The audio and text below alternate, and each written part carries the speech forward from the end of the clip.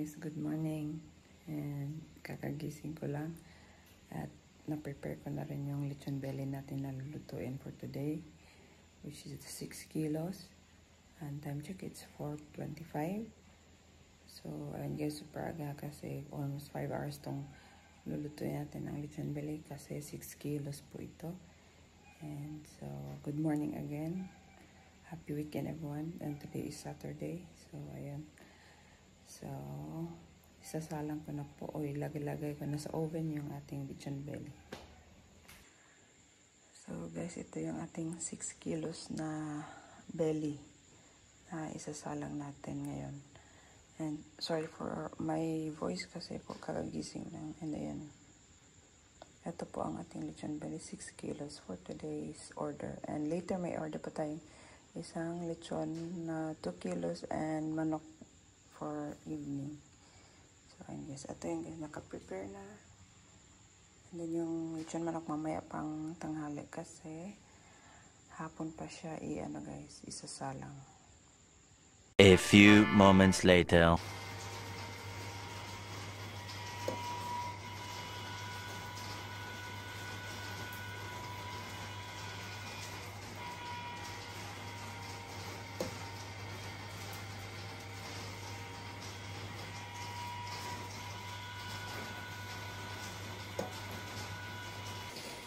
So, ayan guys, nasalang na natin yung ating lechon belly. Which is good kahit walang guys, yung katimbang sa kabila not okay yung kanyang ikot. Hopefully hanggang maglalas ito hanggang 5 hours. So, depende po sa pwedeng hindi abutin ng 5 hours.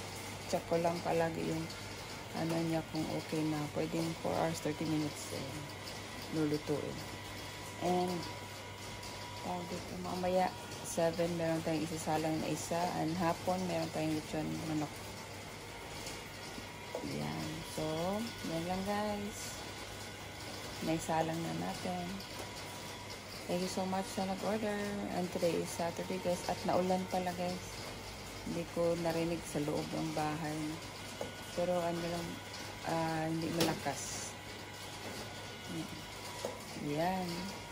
Good morning everyone. And happy Saturday. Happy weekend. See you next time guys. Update ko kayo later.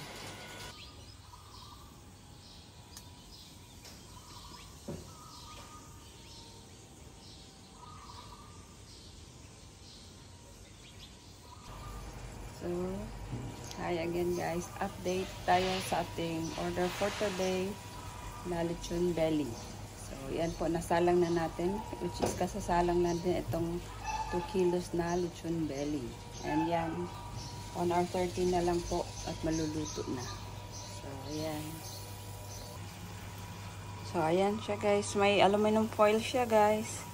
Kasi lumabas yung laman or yung niya. Nung nag-shrink. So, nilagyan ko kasi baka masyadong masunog. Para to protect naman sa karne. And yun na nga, kakasalang natin sa 2 kilos na ipapachop po yan. Yung itong 6 kilos ay buo po yan. So, buong i-deliver. Yung isa ay ipapachop or ipapakat. So, ayan lang po ang ating update. And it's 7:30 in the morning na. 3 hours later. Ayan, so guys, ito na po ang ating luto na 6 kg. So, medyo lumiit talaga siya. Ang laki ng bawas guys. Hanggang dito. So, for 4 hours and 30, yan po ang kanyang kinalabasan. So, this is luto na and for delivery na po. And, ayan, 3 gravy ang hinanda ko. Isang malaking suka and then 2 toyo mansi. So, ayan po. And yung 2 kilos na doon pa po nakasalang.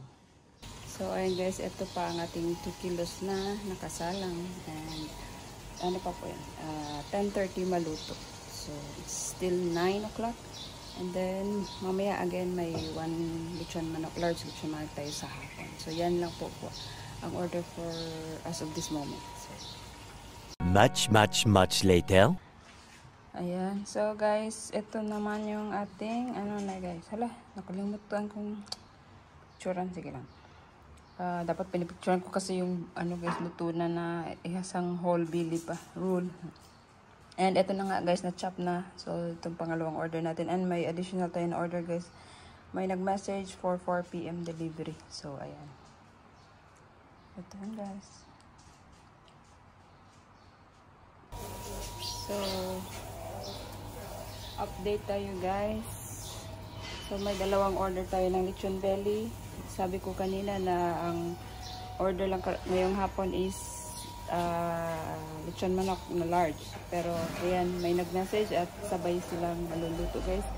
Tamang-tama guys, sabay din silang nag-order. So ayan. So thank you so much sa nag-order again. And sumaglit pala tayo sa Macro guys.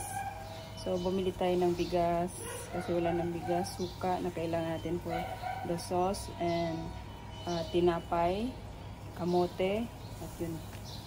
Yun lang. So, at saging pala guys. So, yun lang. And see you next na naman sa ating rice mamaya. Ay, sa ating large chicken. Ayun.